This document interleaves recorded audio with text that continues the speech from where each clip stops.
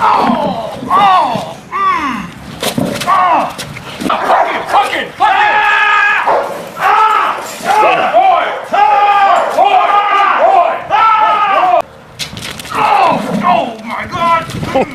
that was this arm.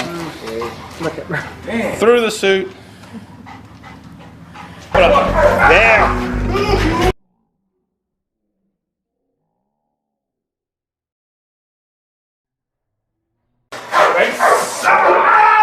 Now back, Frank, back. Oh, he got you good? Ooh, damn. Good boy. Let's try to hold on. All right. Today's video, the power of Rottweilers. Now, I had already put up a few years ago a video called The Crushing Bite Power of Rottweilers, showing, just like those clips you just saw, when bite work is done properly, if you get in a suit and take bites from Rottweilers, it is extremely painful. Now, I've done all breeds for 25 years, and I tell every new trainer that comes on to my staff or any trainer that's coming to me to be trained as a trainer, until you feel a Rottweiler in a suit, you haven't felt anything. A Rottweiler's power is just unbelievable compared to most other breeds. Okay, so this video today, a friend of mine sent me this video that somebody else had put up called The Power of Rottweilers. Okay, now he sent it to me for two reasons. One, to say, I really, in the video, the stuff that these guys are showing, I cannot tell that the Rottweiler has a lot of power the way they're showing it in the video in bite work. Okay? And also, they added my videos into their video, and that was the only way that people could tell that the Rottweiler had that kind of power in their bite, right? It was only because the clips of mine that they used in there showed the serious power when it's done right, right? So of course, nobody knows that those particular clips in that video were from my video, The Crushing Bite Power of Rottweilers, that I trained on those Rottweilers, okay? So, and the only reason bringing that up is because that is going to be the subject of the video today. So the clips I'm going to show you here, you're going to see this Rottweiler being trained in the suit, and he's probably already trained, so this is the end result, and looks like he's a police dog. But you're going to see, and I want you to watch over and over again, that the dog is grabbing the suit and pulling away.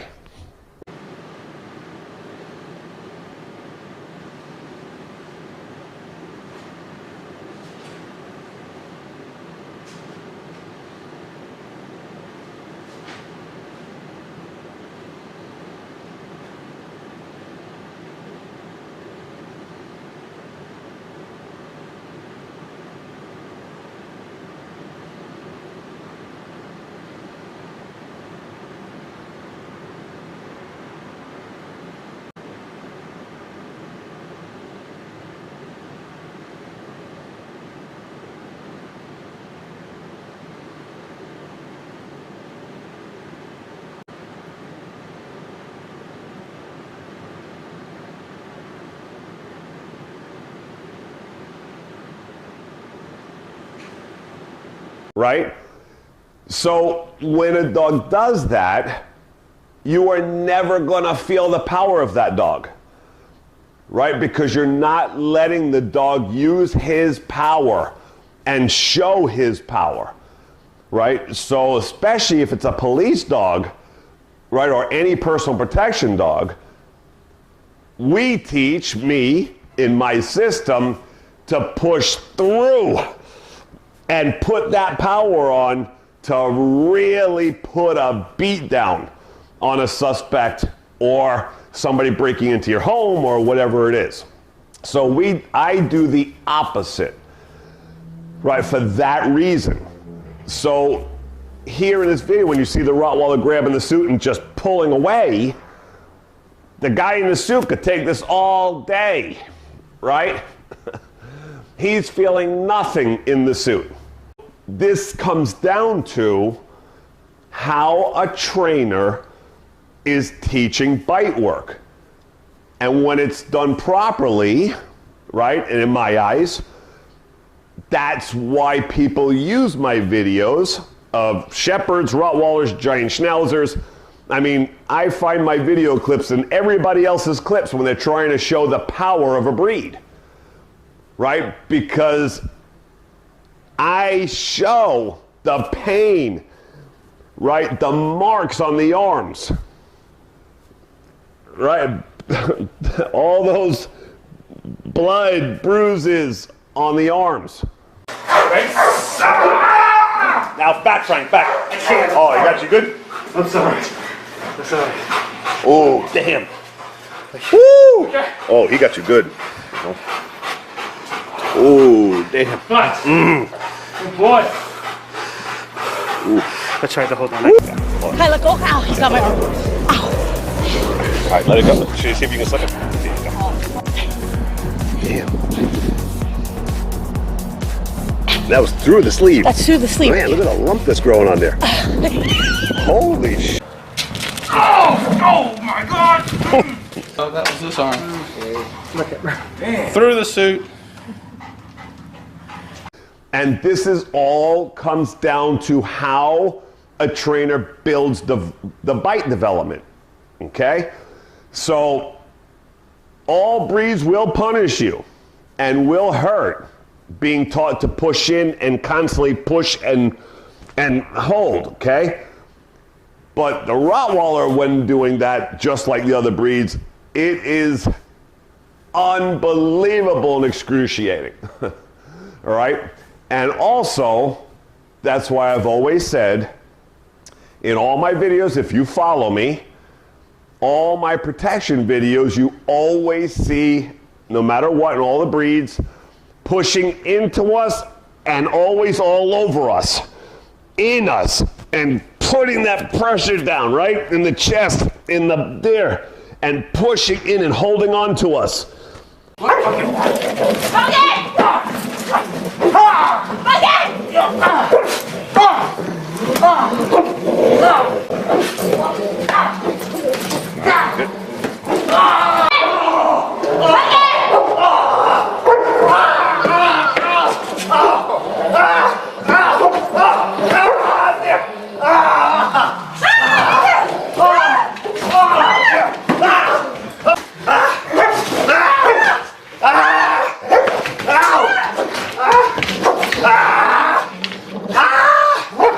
Right? Not pulling away, putting all that power so we can't escape in the equipment, the power of the bites.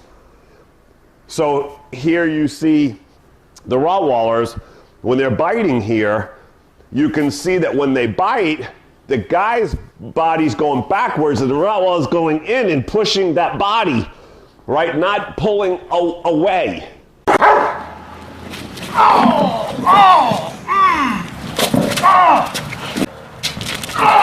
Oh my God! Perfect. Oh shit! Out! Oh my God! 1, 2, back. Oh my God!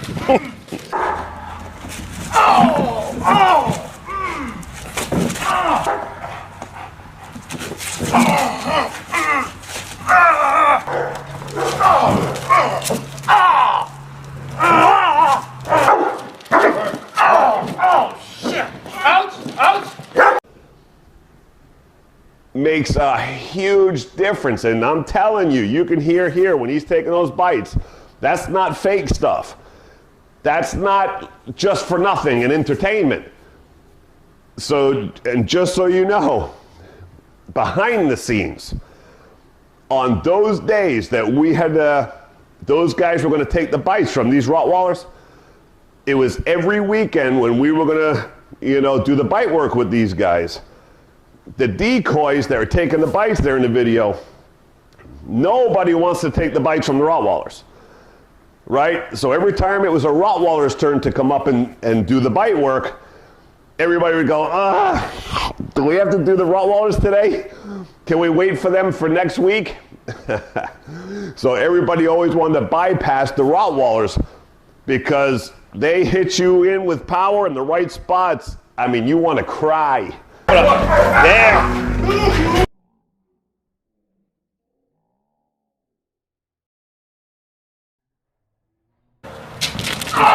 Oh my God! Right? Now back, Frank, back. Oh, you got you good? And we're talking extra equipment, gauntlets, towels, on top of the bulky suit. I mean, you're still not safe. Oh, we have this, then, and if it was going to be high bites like we were doing, we would put this all the way up to protect that bicep and that inner arm here, because it's very painful when they hit you there. I mean, you lose a lot of flexibility in it, but hey, to get rid of that pain, and then we would put the towels over that, and then the thick bodysuit to get in there, and now we're triple done, triple protected. That's very difficult, I mean, for any dog, really. But this is what happens, even with triple protection, with a good biting Rottweiler. Ooh, damn. Good boy. Let's try to hold on. That's how much crazy power is in that jaw and that neck. I mean, it's just unbelievable.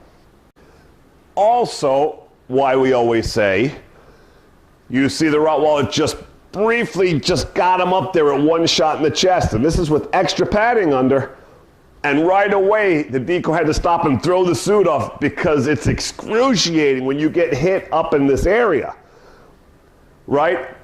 I mean, the other clips, he's taking them here, right? It's still extremely painful.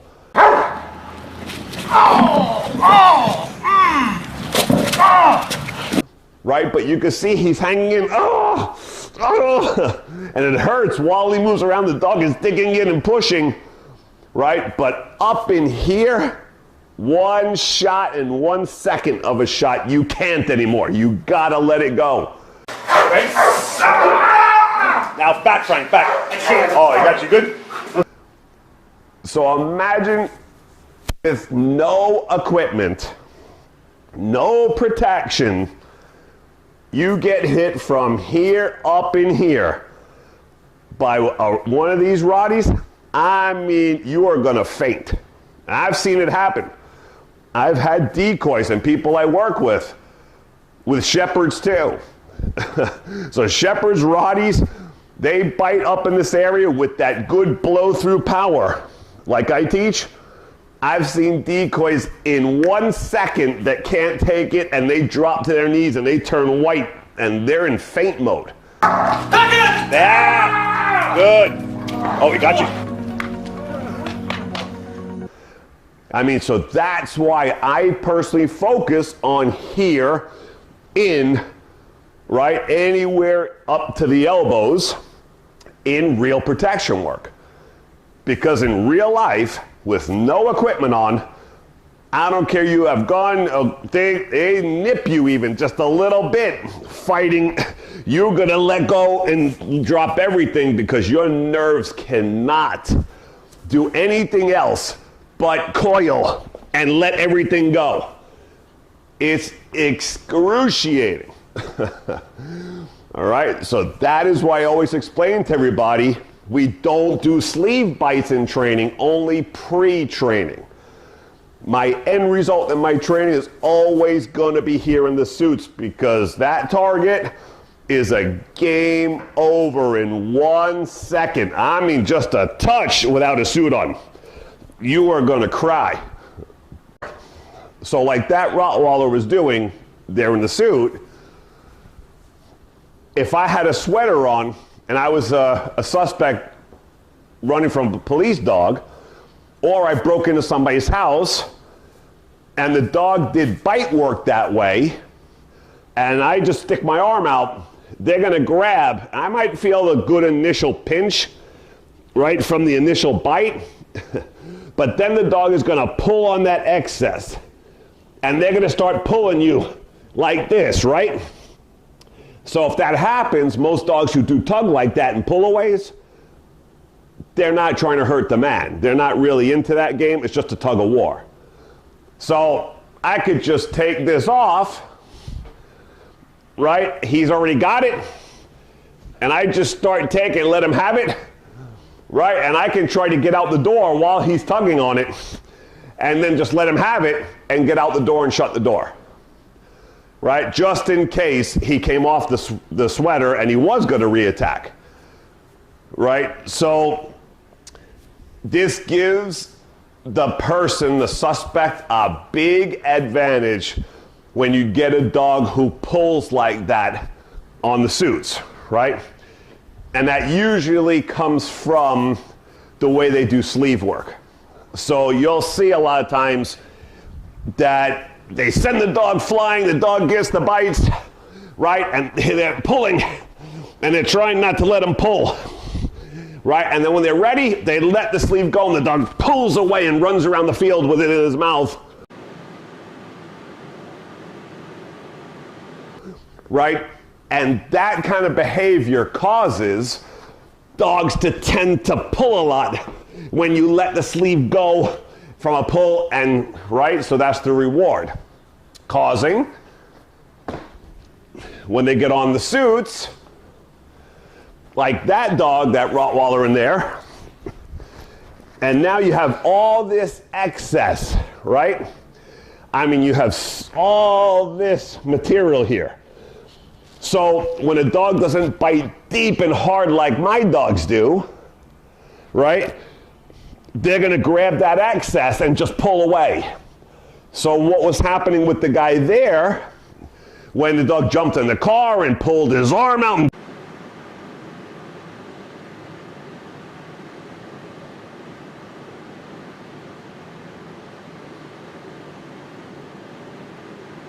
jumped in the truck and pulled on him, and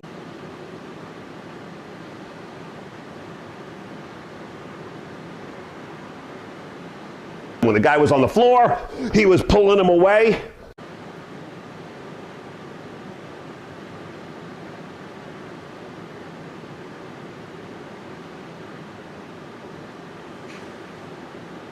Right? The guy completely avoided all pain and any pressure that that dog had in him, because he knows once the dog gets the excess, he's not going to dig in and try to hurt the man. He's going to grab the suit and play with it. And he's going to pull, and now the whole arm of the guy is here, and the dog's got here, and here's my arm, right?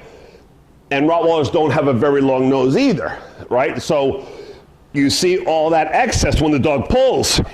If you're a smart decoy, right, you just keep your arm all the way back here to avoid the punishment. And you see the dog is pulling, pull, and there's nothing to me. I feel nothing of that dog. And why? Because the dog is not biting properly.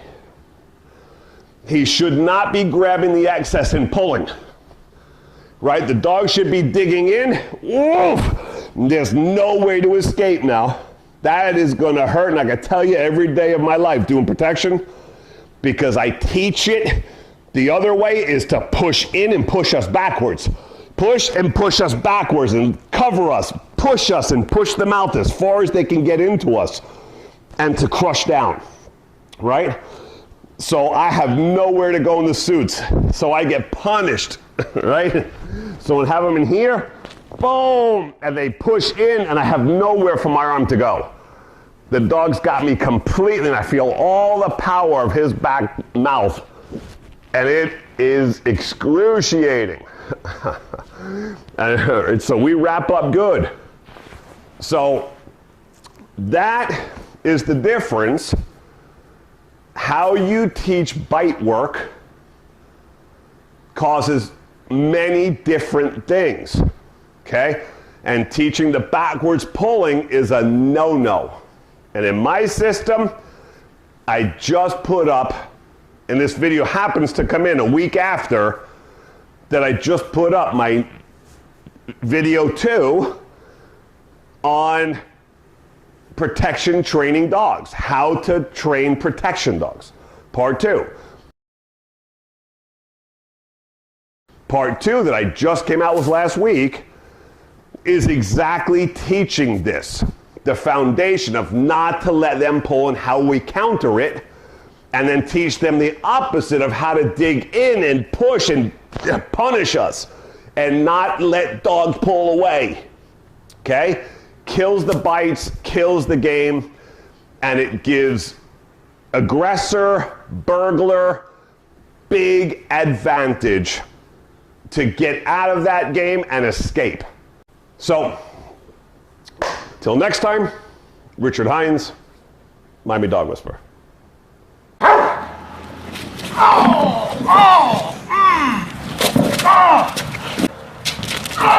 Oh my God! Oh, that was this arm. Look at Through the suit.